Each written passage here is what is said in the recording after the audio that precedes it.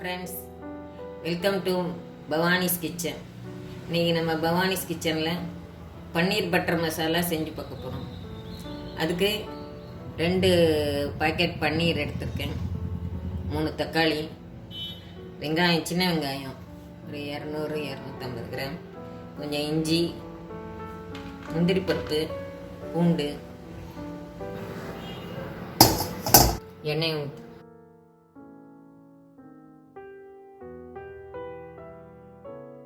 எண்ணெய் சூடானதும் பன்னீர் வெட்டி வச்சுருக்கோம், அதை கொஞ்சம் கொஞ்சமாக போட்டு ஃப்ரை பண்ணணும்.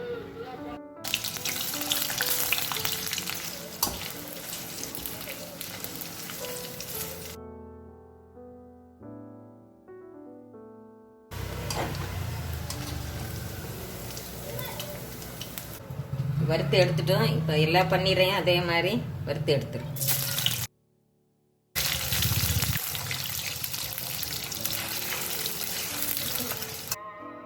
பன்னீர் வறுத்தது.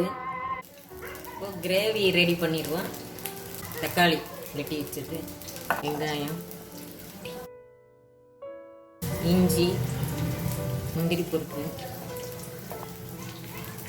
பூண்டு, தக்காளி இது அரைச்சது இந்த மாதிரி கன்சிஸ்டன்சியில் இருக்கும்.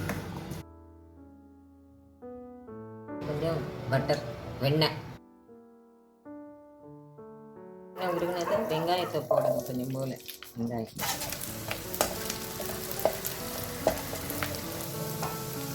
கொஞ்சம் வதங்கினதும் அரைச்சி வச்ச தக்காளி பேஸ்ட்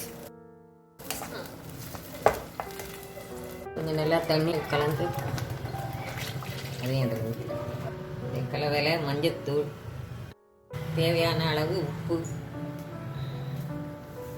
மல்லித்தூள், சீரகப்பொடி, அரை ஸ்பூன், தனி மிளகாத்தூள் 2 ஸ்பூன், கரம் மசாலா பவுடர் கொஞ்சம் போல். கொதி வந்ததும் வறுத்து வச்சிருக்கிற பன்னீரை போட்டுருவேன்.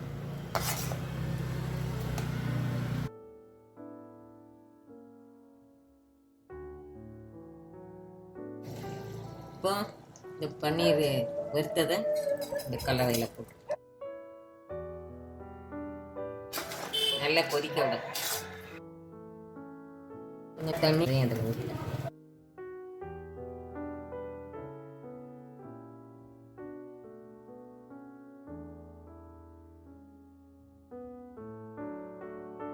சுவையான பன்னீர் பட்டர் மசாலா ரெடி ஆயிடுச்சு.